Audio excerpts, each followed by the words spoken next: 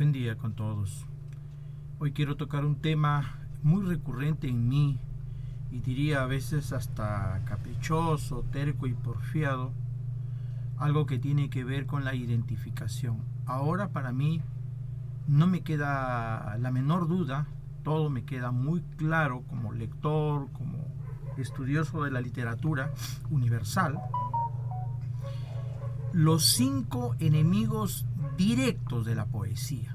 Los voy a identificar uno por uno y probablemente me escape de un grupo distinto, pero creo que podría ser que en estos 5 se resuma todo lo que es los enemigos de la poesía.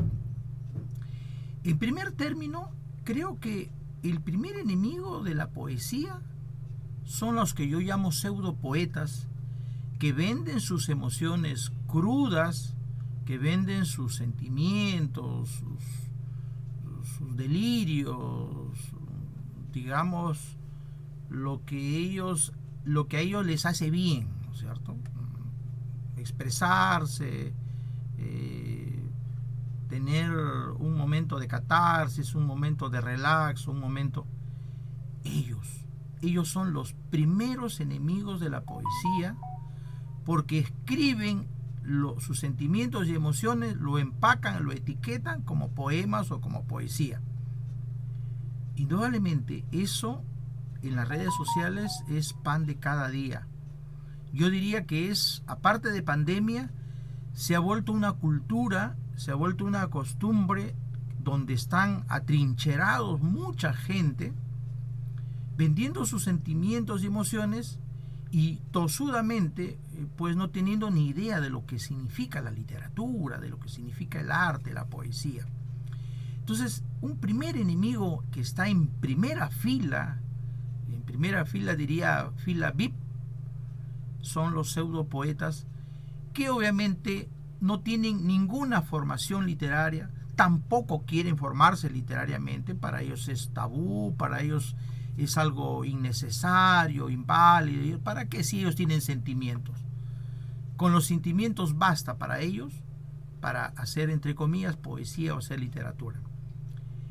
Estos sujetos que están contados por miles y millones en las redes sociales, indudablemente son los que han contaminado, los que están desprestigiando la poesía en el siglo XXI.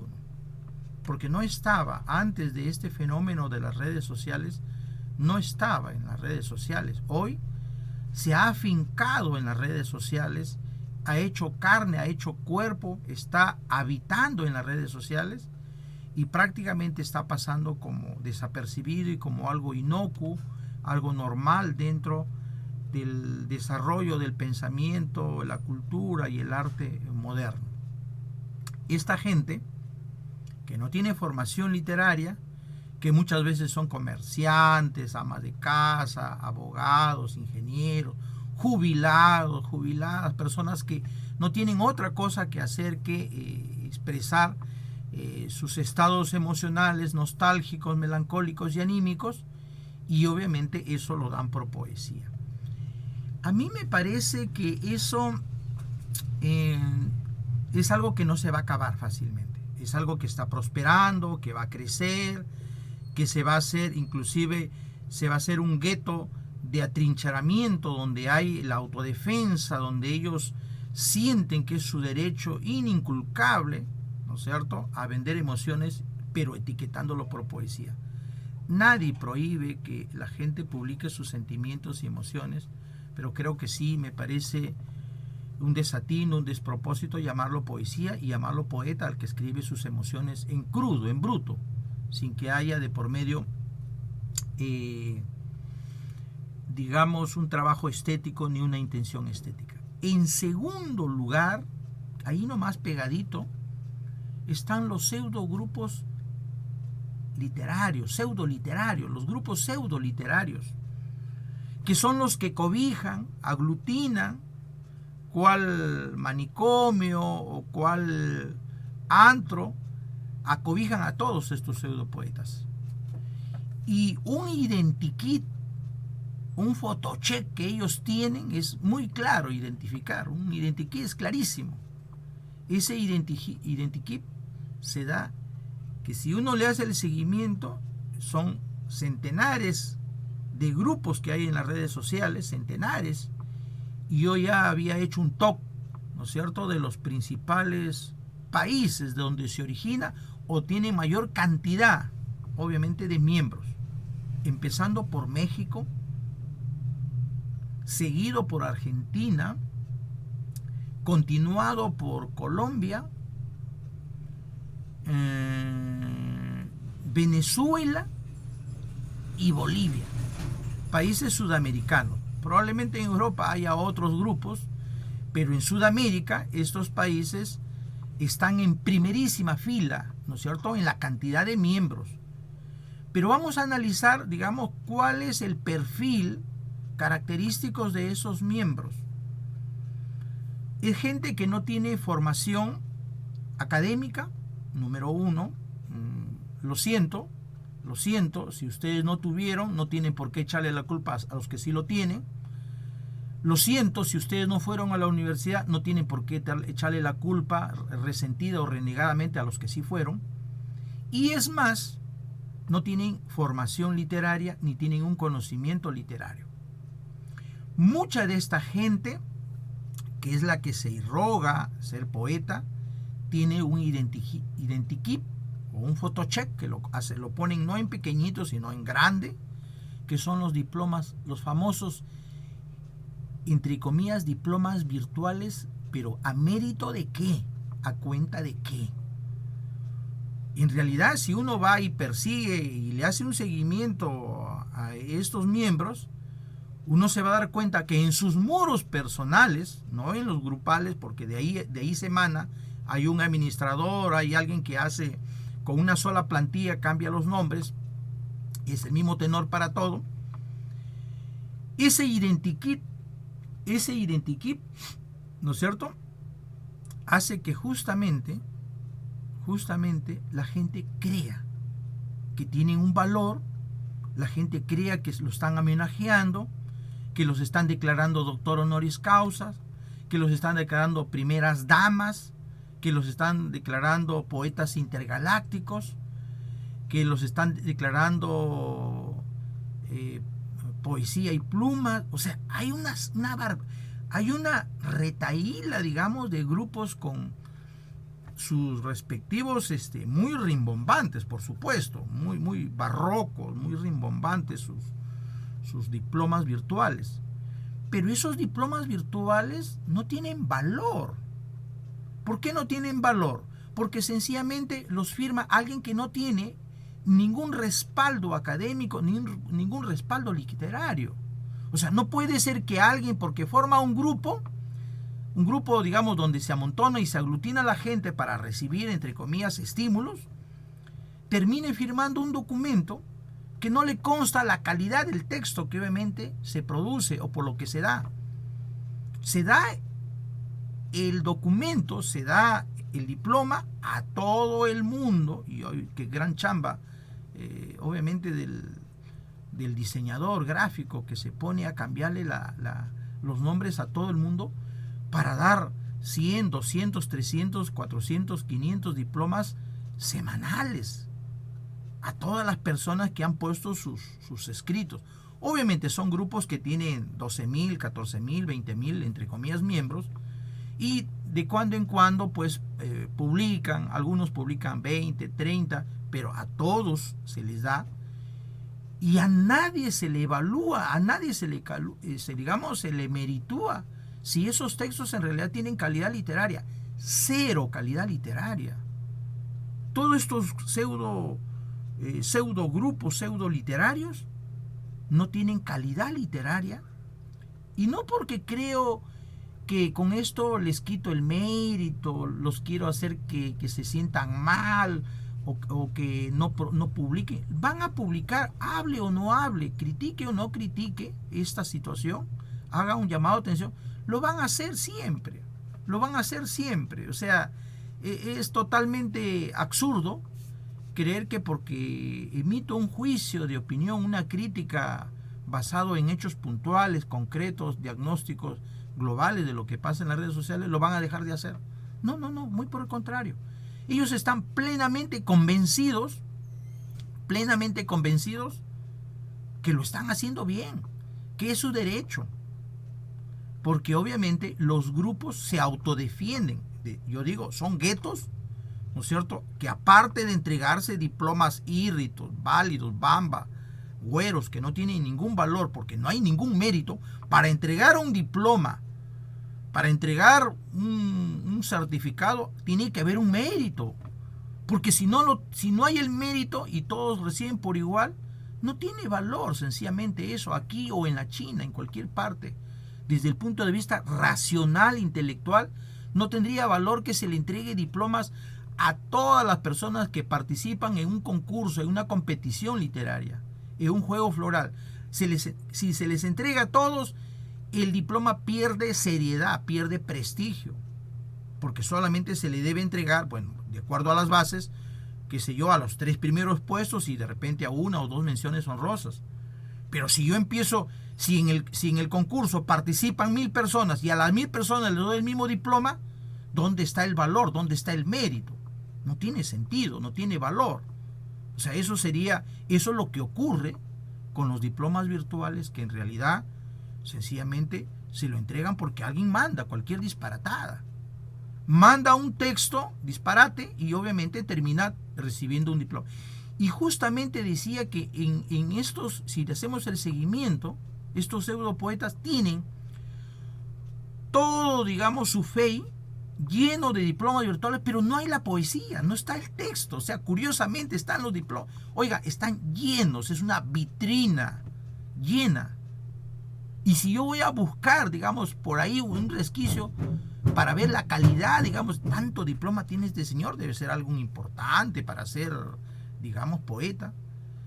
Resulta que voy a ver y encuentro muy abajo, después de haber pasado 50, 100 diplomas virtuales, encuentro un texto donde solamente esta persona está haciendo catarsis, ¿no? Despechada, la dejaron por amor, está viuda, la engañaron, y termina, ¿no es cierto?, finalmente haciendo catarsis de su vida emocional, de su yo real. Y obviamente, por ese, entre comillas, poema, ha recibido, como está en 50 o 100 grupos, de cada grupo ha recibido un diploma. ¿Cuánto tiene de evaluación de estos textos? 5, 6 o 7 de nota en la escala vigesimal, es decir, 20. De 20 tiene 5.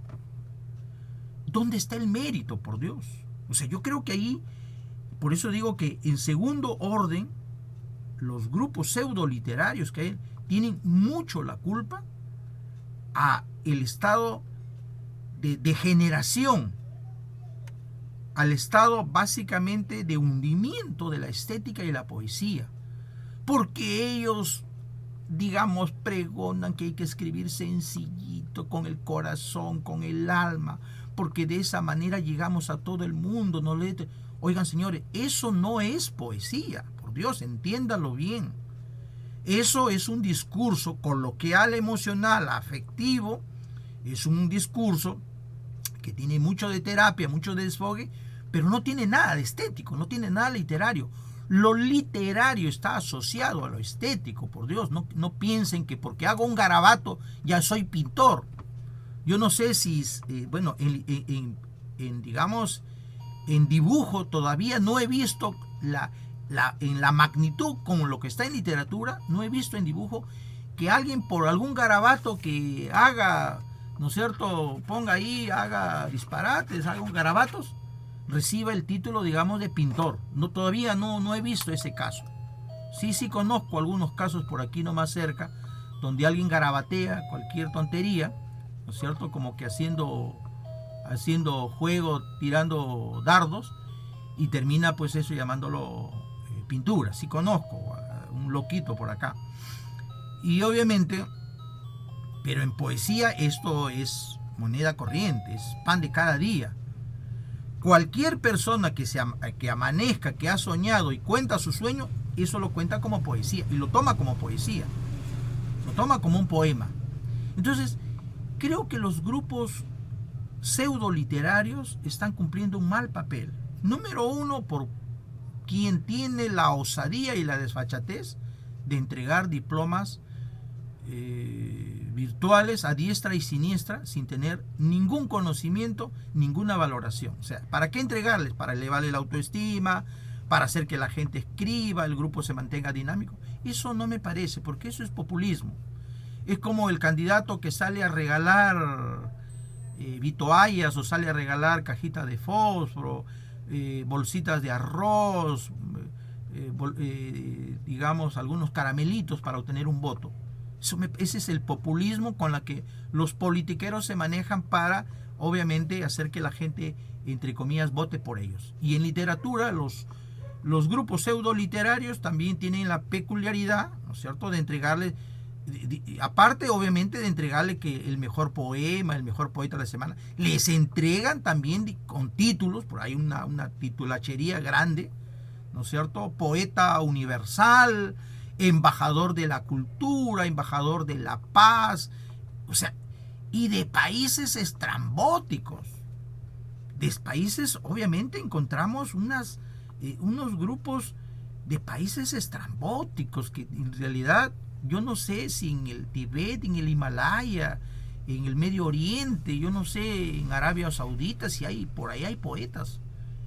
No lo sé, no lo sé, porque ellos están en otra onda, en otra frecuencia, en una frecuencia religiosa, totalitaria, pero me aparecen con unos nombres y hasta con unas grafías, firmados nombres pues, impronunciables, porque en realidad parecen trabalenguas, su manera como se pronuncian esos nombres.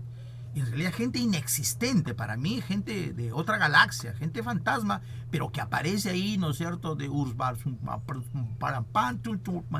no sé, algo así, digamos, masticado, de países y ficticios, creo que parecen las baratarias que hizo don Miguel de Cervantes Saavedra dentro del Quijote. En realidad, firmando y entregando condecoraciones mundiales, embajadores, cónsules, plenipotenciarios, doctor honoris causa, excelencia, o sea, una serie de barbaridades en realidad que a veces llaman a risa, pero también llaman un poquito a esto de cuánto se ha desprestigiado la literatura a través de estos grupos pseudo literarios, a través de eventos en realidad fantasmas, de eventos virtuales. La virtualidad obviamente ha contribuido mucho al funcionamiento y al avivamiento obviamente de estos grupos pseudo literarios, y terminan finalmente entregando medallas, condecoraciones, reconocimientos, membresías, entregando condecoraciones fantasmas por gente que verdaderamente es un ama de casa, que a las justas tiene su discurso para sus nietos, para su familia, ¿no es cierto?, que son mensajes subliminales directamente para los nietos, para la familia, y terminan finalmente recibiendo condecoraciones plenipotenciarias, universales, intergalácticas. O sea, la Tierra quedó chico. Sigue más allá de Marte, Júpiter, Plutón, Saturno, los agujeros negros, la Vía Láctea, siguen siendo poetas por allá. O sea, ya la Tierra les quedó chiquito. Tercer enemigo identificado.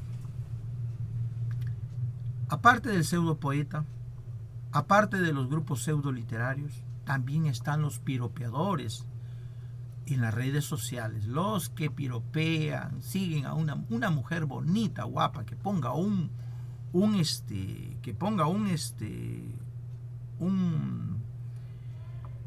post donde está su foto exuberante mostrando casi sus pechos, mostrando su ombligo, su muslo, su entrepierna. Esa persona es de hecho que tiene, en menos de una semana tiene lleno su Face, no su fanpage, sino su Face, que llega a 5.000, tiene 5.000 y tiene que crearse un fanpage, porque esa foto seductora, esa foto provocadora, termina obviamente jalando muchos hombres. Obviamente vamos a encontrar que una mujer que es exhibicionista, una mujer que se muestra en paños menores y con fotos sugestivas, provocadoras, sacando la lengua, mostrando parte de su intimidad, es de hecho que esa mujer en menos de, creo que ni una semana dura y se llena, obviamente. Y esa persona, si por algún motivos empieza a escribir, ¿no es cierto?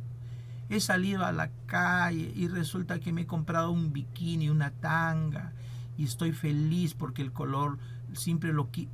Esa persona, ese texto, lo llama poesía, y ese texto tiene, en un día, tiene 1000 likes y 1000 comentarios. Sí, mamacita linda, qué bonito que te quede, póntelo para ver. Va a tener 1000 likes de 1000 morbosos. Entonces, esos piropeadores, que en este caso es por una exhibicionista, también se dan en los grupos, o sea, los pseudopoetas, los grupos pseudoliterarios no funcionarían, no tendrían impacto, no tendrían pegada si es que no hay piropeadores. Y los mismos pseudopoetas se convierten en piropeadores porque también quieren recibir, es decir, dame hermano que te daré, deme que yo les daré también. Significa que eso se ha convertido en un círculo vicioso. Los piropeadores, para poder, porque eso solamente está en términos, digamos, amorosos, son las personas, los piropeadores literarios son las personas que se dedican a tirar loas. Qué bonito que escribes, qué hermosa que estás, me encanta tu escritura, es fascinante lo que escribes, me llega al corazón, me llega al alma, me haces dormir con tus textos, la fragancia de tu poesía es celestial, eres una mujer exquisita escribiendo, y tonterías por ahí. Esos son los pseudopiropos que no hablan de la calidad de la poesía, no hablan nada, sino básicamente son lisonjas. El piropeador es experto, especialista en lisonjas, en tira, y justamente eso es lo que, cuando la mujer, digo, está carente de afectividad, cuando está baja autoestima, indudablemente, eso le va a caer como anillo al dedo, porque los piropos justamente tienen ese poder mágico de elevar la autoestima a las personas que están carentes o sedientes de ello. ¿Y qué importa, aunque no diga nada más que piropos? ¿Qué importa? Lo importante es que la hicieron sentir bien. Y no solamente digo que esto ocurre para mujeres, también ocurre para hombres, porque hay gente que vende sus emociones y vende su pinta de playboy, qué sé yo, y obviamente pues tiene ahí un club de fans enamorados.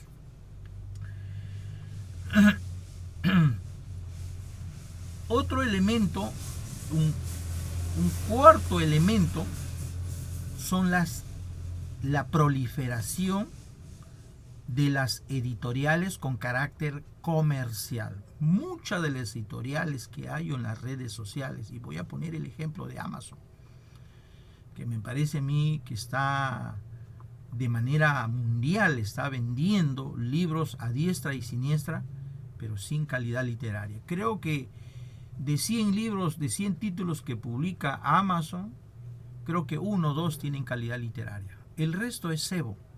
El resto es relleno, el resto es autoayuda, contar sus experiencias, ¿no? Cómo te enseño a superar después que te separaste de tu esposo, cómo te enseño a ganar dinero sin trabajar, cómo te enseño a bajar de peso sin hacer ejercicio, cosas y cosas, ¿no?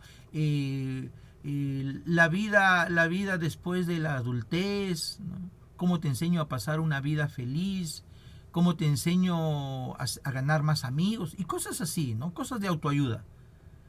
En realidad, y mucho feminismo ahí también, porque ahí se cuentan casos, ¿no es cierto?, personales, casos casi, digamos, íntimos, y los pasan por novela, obviamente sin formato de novela, pero en realidad es la novela de la vida, pero no es la novela literaria, porque no tiene estructura literaria.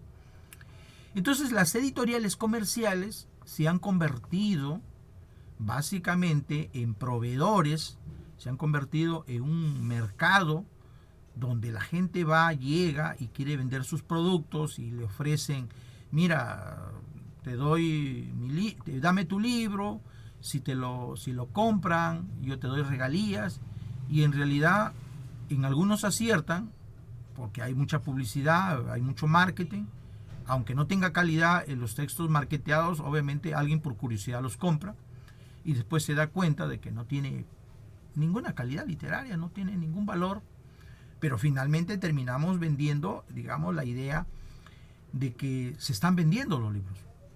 Y ahí he podido apreciar que hay un filón, un segmento de gente hoy, ¿no es cierto?, esto de que te enseñan no a escribir, a publicar ya bestseller. O sea, no te enseñan a escribir, no te enseñan los elementos básicos de la redacción, de la construcción literaria, pero ya te enseñan cómo publicar y ser bestseller. O sea, eso me parece, es como por decir, cómo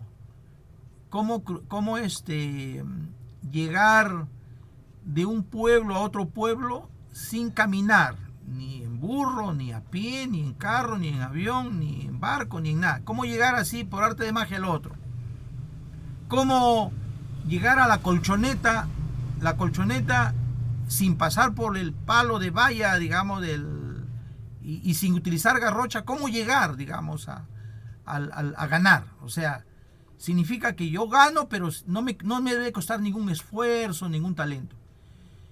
Sí es casi difícil, porque es algo procesual, que alguien aprenda a escribir correctamente, que alguien aprenda a escribir literariamente, puede tardar años,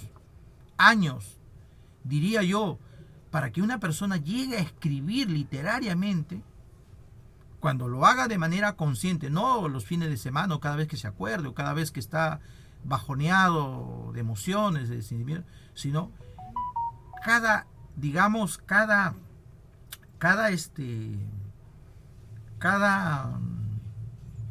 cierto tiempo que tenga necesidad, sería muy difícil. Yo creo que una persona que no se dedique al 100% de la literatura tardaría años y quizá nunca llegue a escribir literariamente. Que logres escribir, sí. Una cosa es que escribas y hasta publiques, puedes publicar.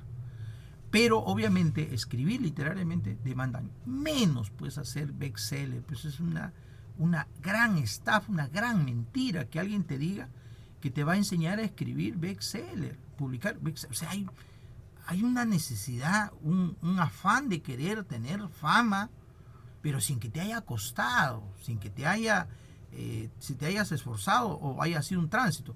Quieres entrar a un taller de una semana y a la otra semana ya quieres ser bestseller.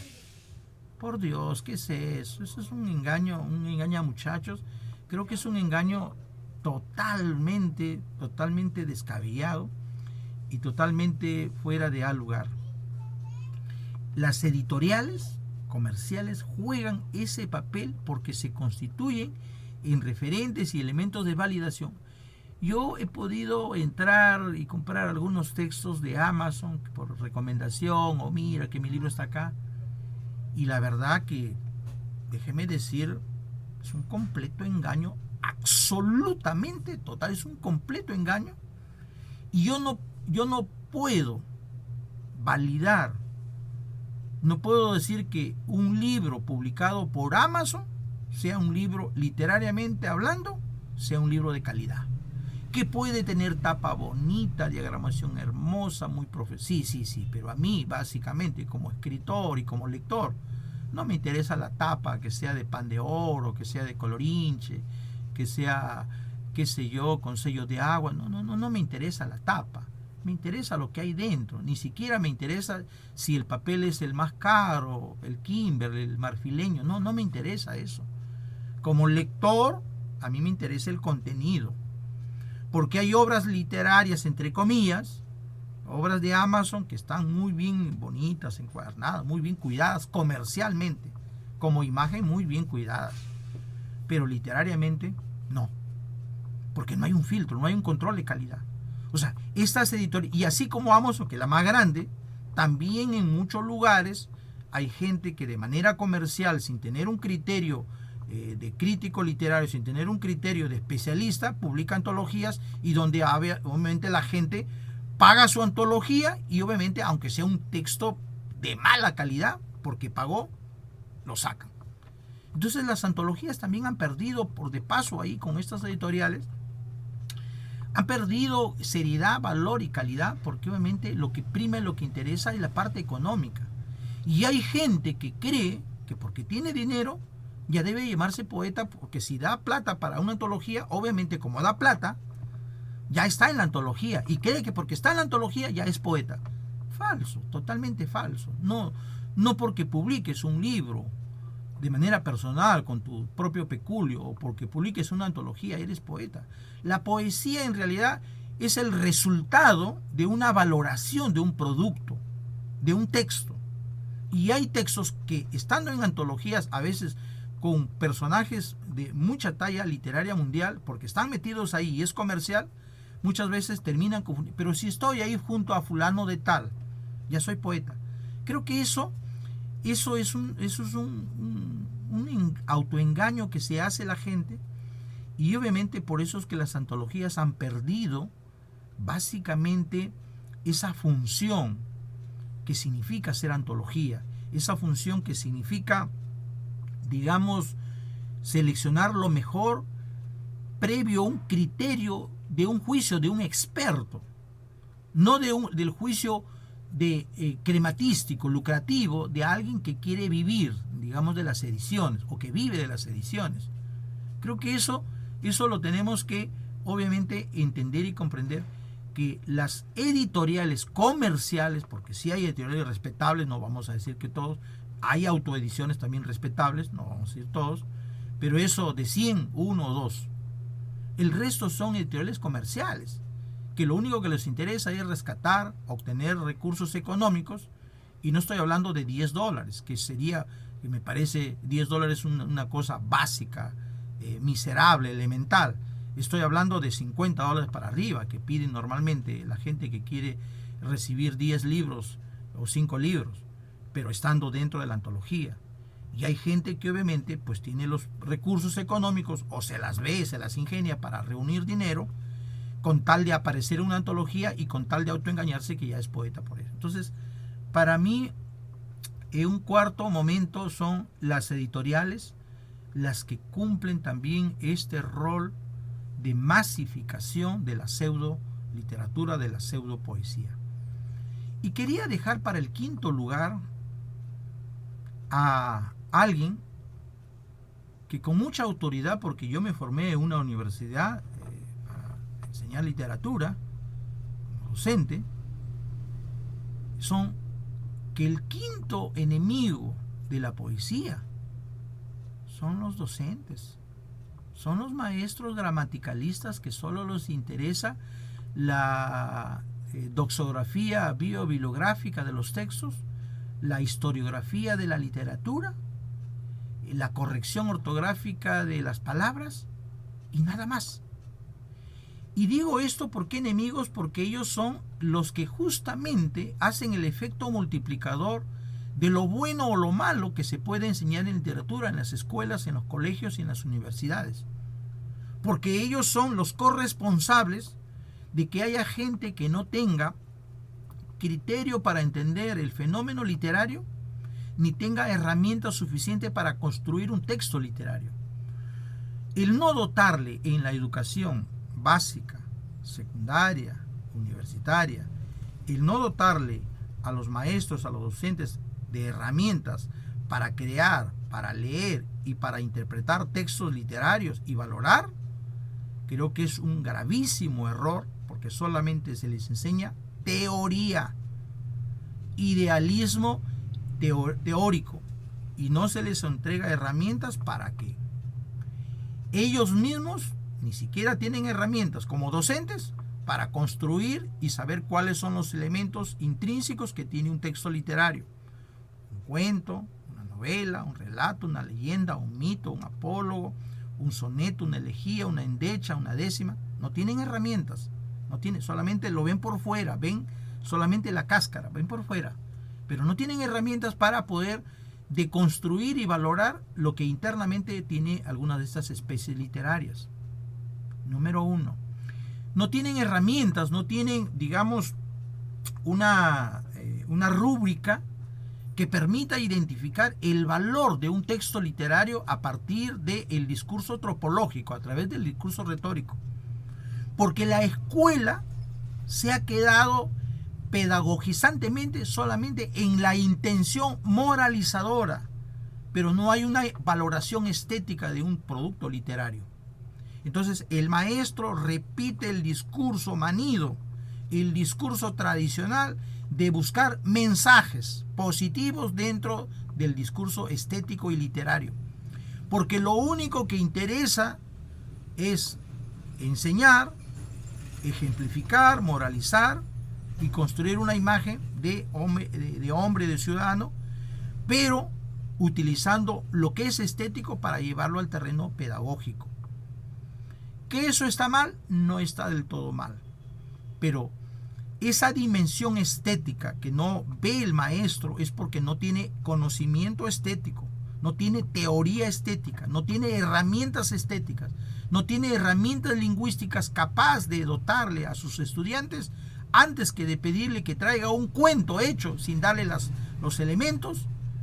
Es justamente hacer que los chicos escriban cualquier disparatada y lo llamen cuento.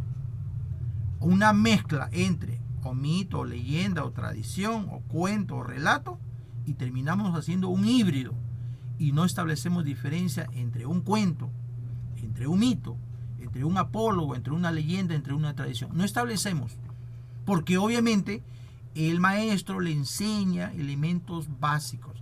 Ni en la educación primaria, ni en la educación secundaria, ni en la educación superior, en el Perú y en Latinoamérica, por lo menos creo que en Europa ocurre lo mismo, se le entregan herramientas al maestro y el maestro haga el efecto multiplicador en estudiantes. Si los estudiantes no reciben herramientas, es porque el maestro no tiene, sencillamente, así de claro. Si el maestro no entrega cosas que debería entregar, es porque no los tiene. Es porque lamentablemente en el Perú y en muchas partes de Latinoamérica, la condición de maestro es una condición de error, de equivocación, aunque sea, métete de maestro, como dice acá el dicho peruano, y que los padres de familia dicen, hijito, no pudiste ingresar a medicina, derecho, ser policía, aunque sea, métete de maestro. Esa desvalorización que hay sobre el maestro, que lo ponen en la última rueda del coche, o que es la última carrera, aunque sea de maestro, significa que aquí no hay una valoración, y maestro es cualquier cosa. Sé que la labor de maestro es abnegada, pero yo creo que en el Perú, de los más de 600.000 maestros que ocupa el sistema educativo peruano, creo que si hay el 5% que son maestros de verdad, que hacen apostolado, que tienen una identidad por encima de los sueldos, que no son tan miserables ahora, creo que es mucho. 5% de maestros creo que en el Perú, por eso es que el Perú está jodido en educación. Está jodido. Porque justamente tenemos en calidad de maestros nada ejemplar. La escuela es una olla de grillos donde hay un clima y una cultura institucional conflictiva, conflictuada, antagonizada entre los que están en el poder y los que quieren tumbar a los que están en el poder para llegar a ello. Y el maestro de comunicación, que es el que tiene en la educación secundaria, que debería tener las herramientas, todavía tiene los conceptos, digamos, del libro Coquito. El libro Coquito es el libro más famoso que hay acá en educación primaria, con los cuales yo también me formé. Pero obviamente si yo me quedo con el libro Coquito de mi papá me mima, mi mamá me ama, pues digamos me quedaré con esa mentalidad infantil. Y no digo que sea malo ser infante, porque el niño es la etapa de la niñez, la etapa más sublime que puede haber en el ser humano. Pero creo que los maestros se han quedado en el tiempo de la carreta. Y no solamente hay que echarle la culpa al sistema, también hay que echarle la culpa al maestro, al que está en el aula, directamente. ¿Por qué echarle la culpa al sistema, al gobierno, si eso está de aquí a 3.000, 4.000 kilómetros de distancia, el Palacio de Gobierno? El aula, que es el espacio, el laboratorio donde se pueden hacer experimentos, el aula es el espacio del cambio y la transformación. Si el maestro no está preparado con herramientas para poder hacer que el niño cree, que el estudiante cree, interprete, comprenda, valore un texto literario, produzca un texto literario, está perdido, estamos perdidos. Y no es que el maestro de literatura esté obligado a sacar a sus estudiantes para que sean poetas o sean escritores, no, no, no. Pero lo básico es que se aprenda de manera transversal a comprender cualquier texto, sea tanto científico como humanístico o literario. Nosotros estamos en el Perú casi en los últimos lugares de comprensión lectora.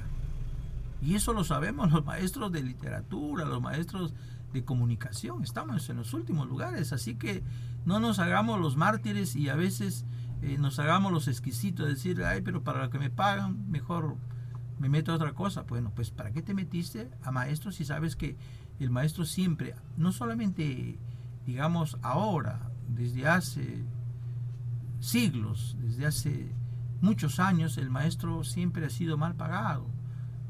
Pero yo digo que hace el 95% de maestros engañando al sistema y engañándose a sí mismo, entregando cualquier cosa y no exactamente educación o formación.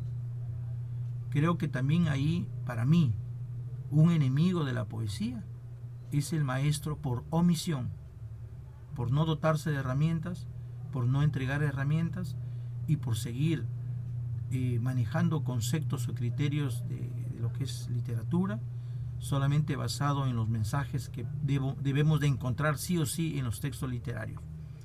El mensaje es parte de un texto literario, todo texto literario, todo, no hay ningún texto literario o pseudo literario que no tenga un mensaje de trasfondo. Todos los textos, literarios o no literarios, literarios o científicos, literarios o pseudo literarios, todos los textos tienen un mensaje de trasfondo, todos.